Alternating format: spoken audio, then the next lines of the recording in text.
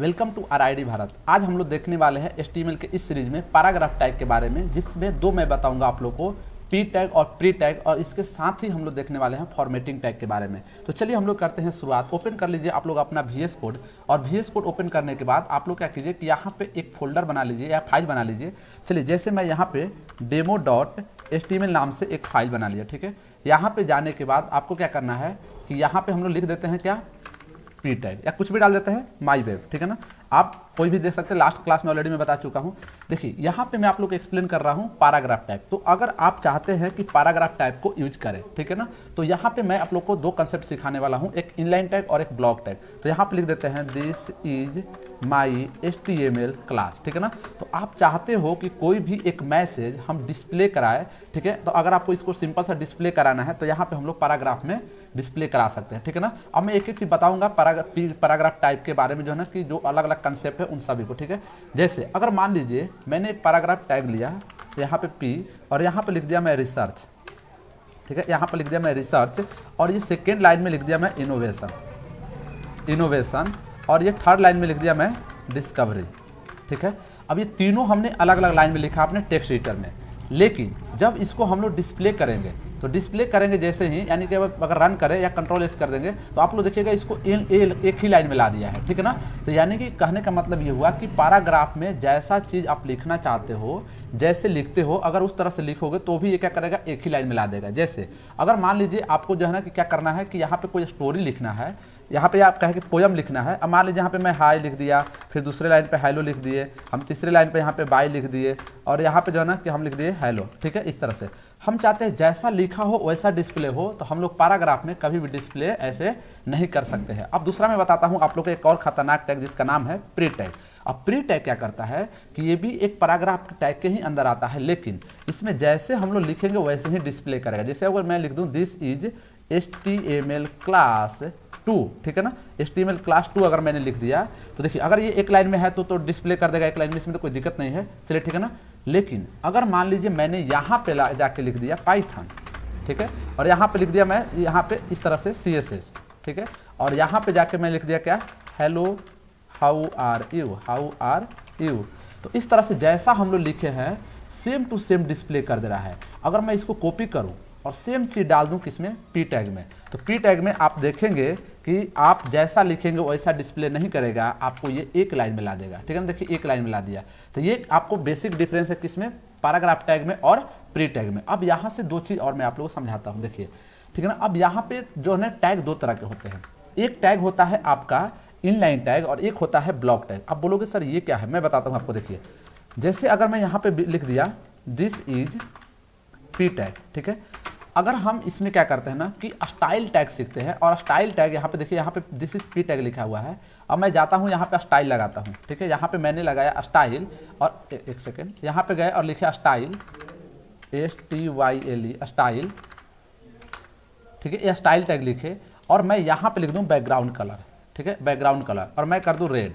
तो यहाँ पे क्या होगा आपका, देखिए आपका जो है ना कि डेटा सिर्फ यहाँ तक था, लेकिन ये स्पेस पूरा ले लिया, तो इसको हम लोग बोलते हैं ब्लॉक टैग, ठीक है ना। ये क्या है, आपका ब्लॉक टैग है, ठीक है। अब मैं इसको जो है ना आसान भाषा में समझाऊंगा, समझ में आ जाएगा, लेकिन एक डिफरेंस दिखाना चाहता हूँ। देखिए यहाँ पे है एक स्पैन टैग, एक है स्पैन टैग, और स्पैन टैग में हम लोग लिख देते हैं this is not a math class, ठीक है। यहाँ पे मैं लिख दूँ this is not a math class. अब जब ना यहाँ पे अगर मैं बैकग्राउंड कलर अप्लाई करूंगा तो दोनों में डिफरेंस आपको समझ में आ जाएगा। देखिए यहाँ पे मैं अगर स्टाइल लिखूं और यहाँ पे लिख दूं बैकग्राउंड कलर, और बैकग्राउंड कलर में मैं डाल देता हूँ ग्रीन। जैसे ही हम यहाँ पे ग्रीन करेंगे, आप देखिए जितना कंटेंट था उतना ही डेटा आया है, ठीक है ना। अगर आप दूसरा यहाँ पे स्पैन लिखते हैं, ठीक है, यहाँ पे मैं अगर स्पैन लिख दूँ और लिख दूँ दिस इज CSS क्लास, ठीक है ना, जो कि कमिंग सून है, तो अगर आप यहाँ पे लिख देखिए यहाँ पे आ गया, यानी इसको हम लोग बोलते हैं इनलाइन टैग, ठीक है ना, इसको हम लोग बोलते हैं इनलाइन टैग। तो देखिए दो तरह के टैग समझे, एक समझे हम लोग इनलाइन टैग और दूसरा समझे हम लोग ब्लॉक टैग, ठीक है ना। ये दो बेसिक कंसेप्ट है। अब कोई पूछेगा सर कितने इनलाइन टैग होते हैं, कितने ब्लॉक टैग होते हैं। बहुत सारे इनलाइन टैग होते हैं, बहुत सारे ब्लॉक टैग होते हैं, जो कि स्पैन एक फेमस है, किसके लिए, इनलाइन टैग के लिए इमेज टैग है, ऑडियो टैग है, वीडियो टैग है, जो कि इन फ्यूचर हम लोग देखने वाले हैं, ठीक है ना। इस तरह से आप क्या कर सकते हैं कि यहाँ पे जो है ना कि जैसे पी टैग हुआ, H1 टैग हुआ, जितने भी लास्ट क्लास में हम लोग हेडिंग टैग पढ़े थे, ठीक है ना। यहाँ पे अगर मैं बात कर दूँ, यहाँ पे लिख दूँ this is heading, this is heading. तो अगर हम इसका बैकग्राउंड कलर चेक करें तो ये भी क्या है, आपका एक ब्लॉक टैग है, ठीक है ना। यहाँ पे लिख दे स्टाइल और स्टाइल में डाल दूं मैं बैकग्राउंड और बैकग्राउंड कर दूं एक्वा। तो आप इसको देखेंगे कि ये क्या हो गया आपका, ये भी जो है ना कि आपका एक ये ब्लॉक टैग है, ठीक है ना। देखिए ये भी एक ब्लॉक टैग है। तो इस तरह से हम लोग ने यहाँ पे दो कंसेप्ट पढ़े कि एक ब्लॉक टैग क्या होता है और इनलाइन टैग होता है क्या होता है, ठीक है ना। जैसे कि मैं बात कर रहा था फॉर्मेटिंग टैग के बारे में, तो फॉर्मेटिंग टैग हम लोग क्यों यूज करते हैं, फॉर्मेटिंग टैग हम लोग यूज करते हैं अपने HTML के अच्छे लुक देने के लिए, ठीक है ना। यहाँ पे बहुत सारे जो है ना कि फॉर्मेटिंग टैग है, जैसे कि बी टैग है, स्ट्रॉन्ग टैग है, इटैलिक टैग है, EM टैग है, मार्क टैग है। ये सारे चीज़ मैं आप लोगों को प्रैक्टिकली बताने वाला हूँ।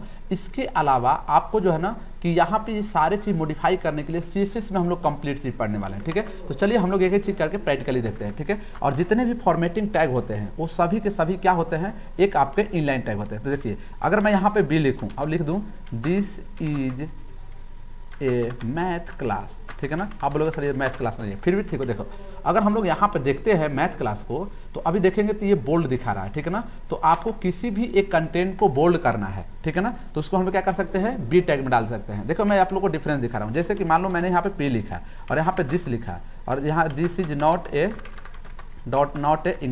इंग्लिश क्लास, ठीक है ना। हम चाहते हैं कि सर इंग्लिश को हाईलाइट कर दे, थोड़ा सा बोल्ड कर दे, तो यहाँ पे क्या डाल देंगे, बी टैग। और यहाँ पे इसको जो है ना कि यहाँ पे जाने के बाद यहाँ पे कमेंट कर देंगे। तो आप लोग देखिएगा, अब यहाँ पे मैं एक बिया टैग बता रहा हूँ। देखिए बिया टैग अगर हम लोग नहीं लगाएंगे तो ये उसी लाइन में ला देगा, क्योंकि वो क्या है आपका बी टैग जो है ना कि इनलाइन टैग है, ठीक है। चलिए बार बार रन करने की जरूरत नहीं है, कंट्रोल एस करते रहेंगे। तो देखिए इंग्लिश थोड़ा सा क्या हो गया, बोल्ड हो गया। तो इस तरह से हम लोग बोल्ड टैग पढ़ते हैं। सेम चीज बोल्ड करने के लिए आपको एक आता है स्ट्रॉन्ग टैग। तो अगर आप चाहते हो कि नहीं सर हम बोल्ड टैग नहीं, हम लोग क्या लिखे, स्ट्रॉन्ग टैग लिखे, तो यहाँ पे क्या डाल दोगे आप, स्ट्रॉन्ग डाल दोगे। चलिए यहाँ पे इंग्लिश आ गया तो मैं इंग्लिश लिख ही देता हूँ यहाँ पे। तो देखिए इस बार क्या करेगा, इंग्लिश को जो है ना कि ये फिर एक बोल्ड कर देगा। तो दोनों का काम क्या है, आपको बोल्ड करने का है, ठीक है। देखिए इसने बोल्ड कर दिया, ठीक है।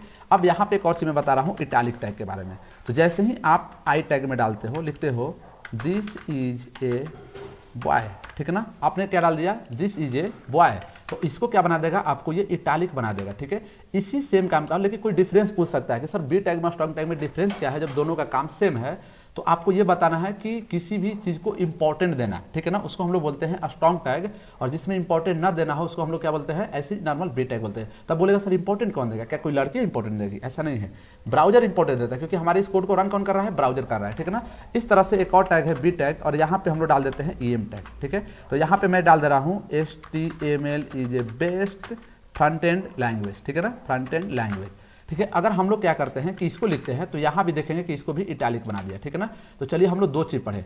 अब यहाँ पे मैं एक और चीज बता रहा हूँ। जैसे कि अगर मैं बात करूँ कि यहाँ पे एक मार्क टैग होता है, तो मार्क टैग क्या करता है कि आपके डेटा को सिंपल सा मार्क कर देता है। जैसे अब मैं लिख दूँ पाइथन, ठीक है ना, तो आपको देखने में क्या लगेगा, अच्छा लगेगा। देखिए इस पाइथन को मार्क कर दिया।